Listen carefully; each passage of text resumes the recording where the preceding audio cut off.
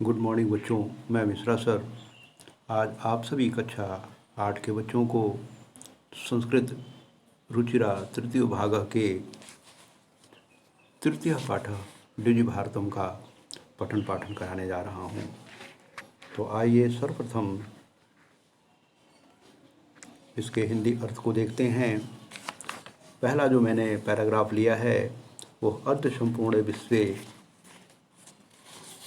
Digital India इतस्य चर्चा शुरू से लेकर के उपकारो भविष्य तक लिया है। आज पूरे भारत में डिजिटल इंडिया इसकी चर्चा सुनाई पड़ती है। इस पर शब्द का क्या भाव है, ऐसी जिज्ञासा मन में उत्पन्न होती है। समय परिवर्तन के कारण मनुष्य की आवश्यकता भी परिवर्तित होती है। प्राचीन काल में ज्ञान का आदान प्रदान मौखिक था और विद्या सुनकर ग्रहण करने की परंपरा थी। बाद में तालपत्र और भोजपत्रों पर लिखने की परंपरा प्रारंभ हुई। समय परिवर्तन में कागज़ का लिखने के रूप में आविष्कार हुआ और सभी लोग कागज़ पर लिखना शुरू कर दिए।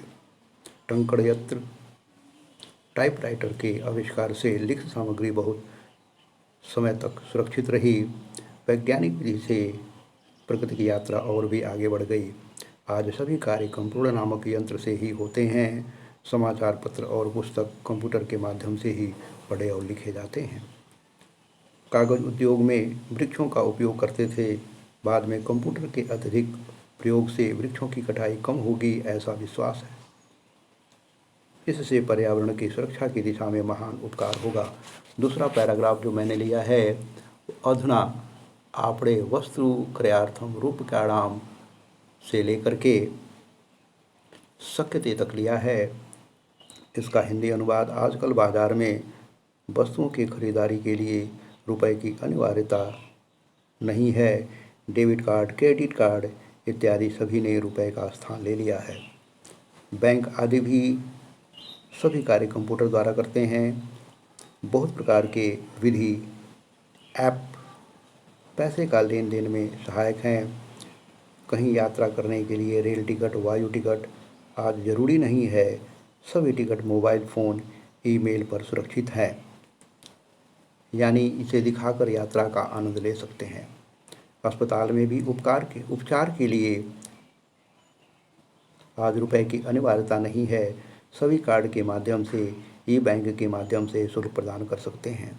इसके बाद अगला पैराग्राफ जो मैंने लिया है, तद्दिनं नाति दूरम यदा वयम हस्ते एकमात्र चल दूरभाष यंत्र मदाय से लेकर के अपरेशराम तक का मैंने हिंदी अनुवाद यहाँ पर लिखा है। पढ़ने के लिए पुस्तकों, समाचार पत्रों की आवश्यकता अनिवार्यता लगभग समाप्त हो गई है। लिखने के लिए कागज़ की नवीन जानकारी की खोज, शब्दकोश आदि की भी आवश्यकता नहीं होगी।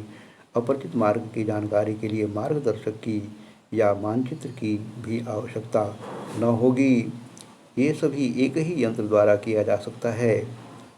सब्जी खरीदने, फल खरीदने, विश्रामालय सुरक्षित करने के लिए, अस्पताल शुल्क के लिए, विद्यालय और महाविद्यालय के शुल्क देने के लिए, अधिक क्या दान के लिए भी मोबाइल फ़ोन से ही संभव है। डिजिटल भारत, इस दिशा में हम भारतीय तेज़ी से आगे बढ़ रहे हैं।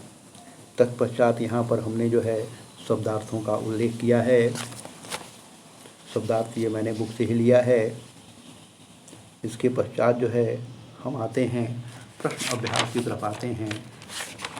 प्रश्न अभ्यास में अधोलिखितानां प्रश्नानि उत्तराणि लिखत, इसका जवाब मैंने एक पद में दिया है।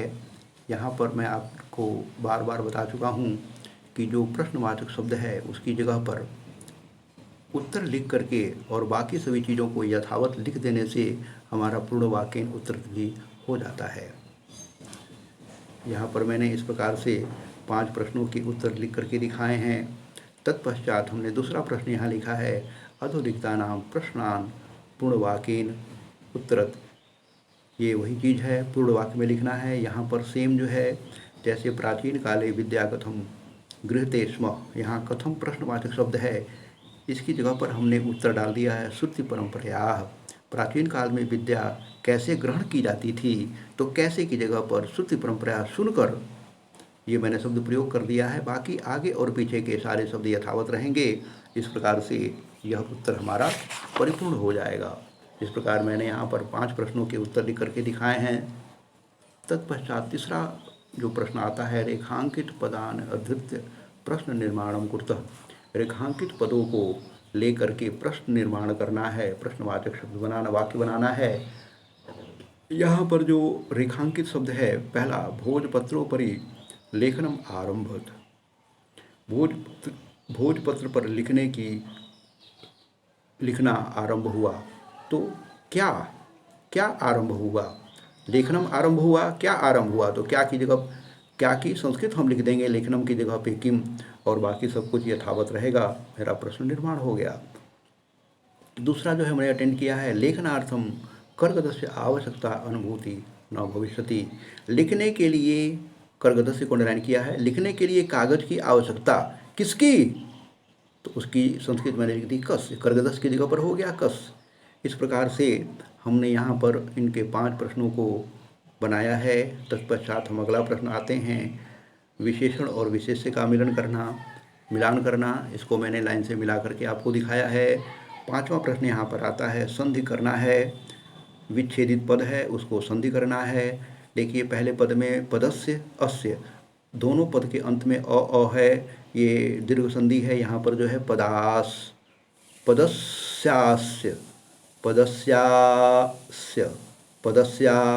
य पर आ की मात्रा लग जाएगी, क्योंकि अ और अ मिल करके आ हो गया। तालपत्र ऊपरी, तो तालपत्र में अ और ऊपरी में ऊ, दोनों का जब संयोग होगा तो हो जाएगा ओ, तालपत्रोपरि। इसी प्रकार से मैंने यहाँ पर जो है आपको 6 करके दिखाए हैं, इन्हें याद करेंगे। तत्पश्चात आता है, उदाहरण के अनुसार नीचे लिखे गए वाक्यों का प्रयोग करना है। आवश्यकता, सामग्री, पर्यावरण सुरक्षा, विश्राम गृह, इनका मैंने यहाँ पर आपको वाक्य प्रयोग करके दिखाया है। तत्पश्चात 7वां प्रश्न है, कोष्टक में दिए गए शब्दों का चतुर्थी विभक्ति प्रयोग करके खाली स्थान को भरना है। छात्र का चतुर्थी विभक्ति छात्राय हो गया, निर्धन का निर्धनाय हो गया, लता का लताय हो गया, और सुरेश का सुरेशाय, अध्यापक का अध्यापकाय। इस प्रकार से मेरा यहाँ पर ये वीडियो समाप्त होता है। आप वीडियो को ध्यान से सुनें, लिखे गए वाक्यों को पढ़ें, याद करें और लाभ उठाएं। थैंक यू, धन्यवाद।